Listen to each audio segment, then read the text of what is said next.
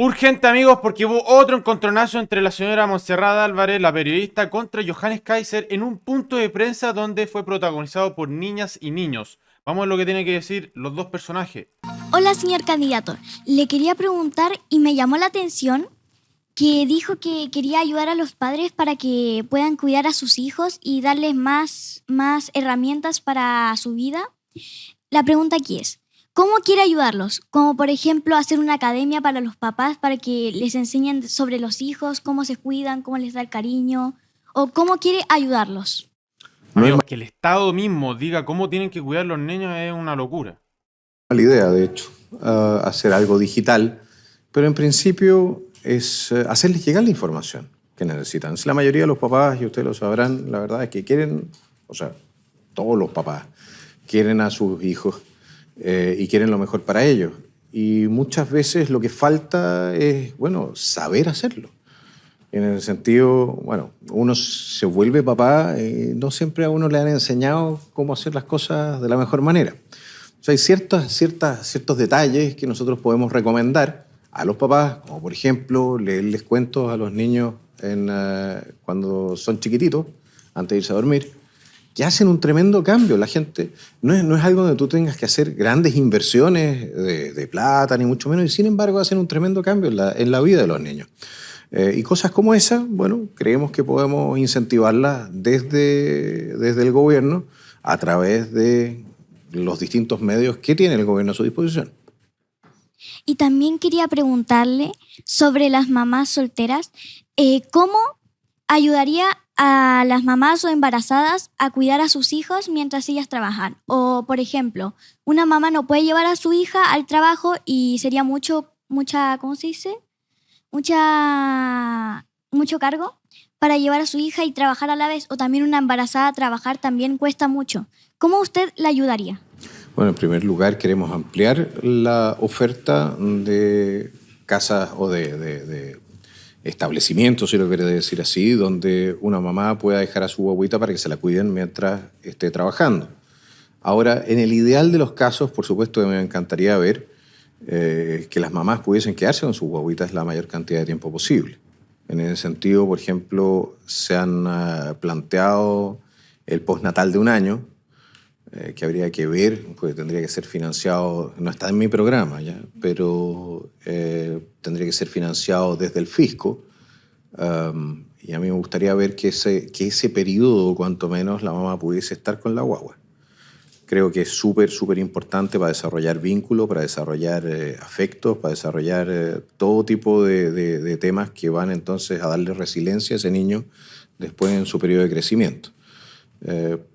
Pero bueno, eso es más o menos lo que se estaba planteando. Y ampliar la oferta en general, para que mira, nosotros queremos que las mamás tengan libertad de decidir y libertad de elegir, ¿ya? Y puedan efectivamente entonces definir de mejor manera cómo coordinan su vida laboral, si así lo desean, ¿ya? Con la maternidad. Y para eso tenemos que ampliar la oferta de manera radical. Perfecto, señor candidato. Usted plantea aumentar la cantidad de psicopedagogos destinados para niños, niñas y jóvenes con necesidades educativas especiales. Hoy hay un gran déficit de especialistas, por eso con mi compañera Florencia desarrollamos la siguiente pregunta. Aquí la cosa es cómo usted va a incentivar a las personas para que estudien estas carreras y haya más especialistas en estos cargos. Increíble los niños, ¿no? Parecen periodistas, son súper buenos periodistas.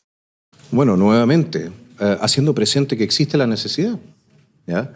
Ahora, lo que nosotros estamos tratando de plantear de alguna manera es tener instituciones que se puedan hacer cargo, instituciones especiales, de nuevo, que se puedan hacer cargo de niños con necesidades especiales. Porque hemos visto que hasta cierto punto la inclusión funciona en los colegios, pero si faltan los recursos y ya nos faltan los especialistas y todo tipo de cosas, se hace muy difícil para los profesores el educar tanto a los niños con necesidades especiales como a los niños que no las tienen.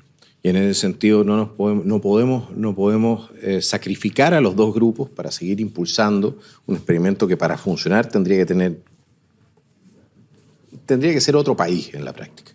Tendríamos que hacer completamente el sistema educacional de nuevo. En este momento no tenemos los recursos y se demoraría su buen rato.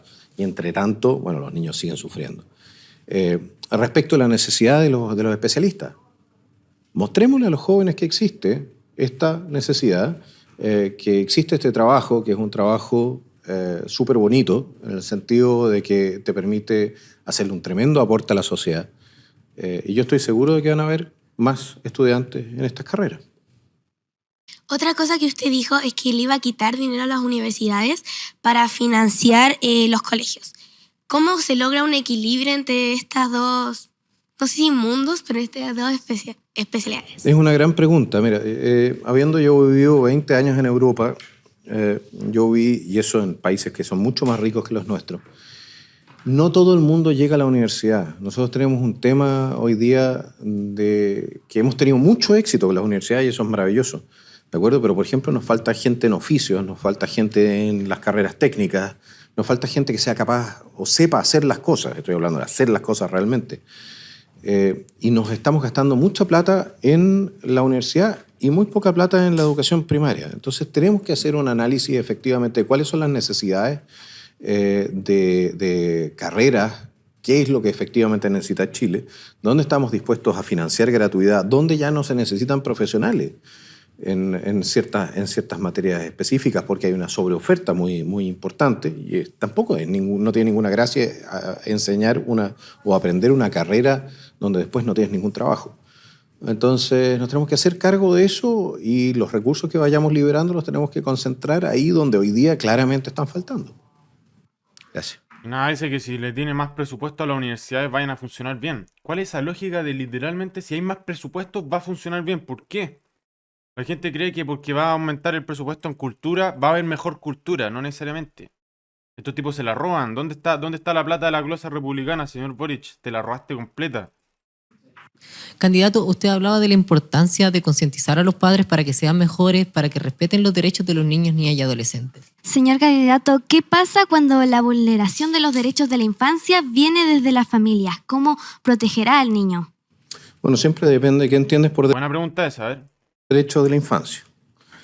Protección, en general. Protección. Sí, sí. Derechos. Es que- Ah, ya, porque si tira hormonizarse y todas esas cosas, eso no es nada un derecho. Eso es... Tú tienes que ser suficientemente grande para poder hormonizarte. No puedes decidir cuando eres niño. Por eso está el derecho preferente de que tus padres te educan a ti primero. Y después tú tienes la libertad de hacer lo que quieras con tu vida. Es que Física, hay un psicológica. debate en el Congreso respecto de qué es lo que tú entiendes por derecho de la infancia. Si tú me hablas de la integridad física, estamos de acuerdo. ¿Ya? La psíquica también. Si hablamos de la autonomía progresiva, yo no estoy tan de acuerdo. No creo que un niño a los 14 o 15 o 16 años pueda empezar a tomar decisiones en contra de lo que desean sus padres mientras vive o convive con sus padres porque genera problemas y roces innecesarios. ¿De acuerdo?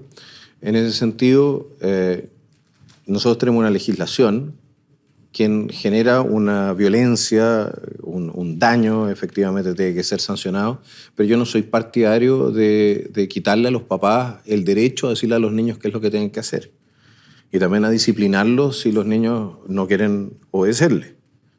¿Por qué? Porque de otra manera se hace invivible la vida en la casa. Si alguien tiene que mandar y alguien tiene que obedecer, y claramente no son los papás los que tienen que obedecer, Exacto.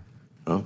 En ese sentido, tenemos que proteger los derechos fundamentales de nuestros niños, sí, pero haciéndonos cargo también de que los principales llamados a defender a los niños y a elegir qué es lo mejor para ellos son los papás, que son los que tienen el mayor interés también en que tomen las mejores decisiones. Y basado en eso, usted tenía No propuestas. es la ONU, no es el Estado, no son los adoctrinadores, no son ellos, son los padres.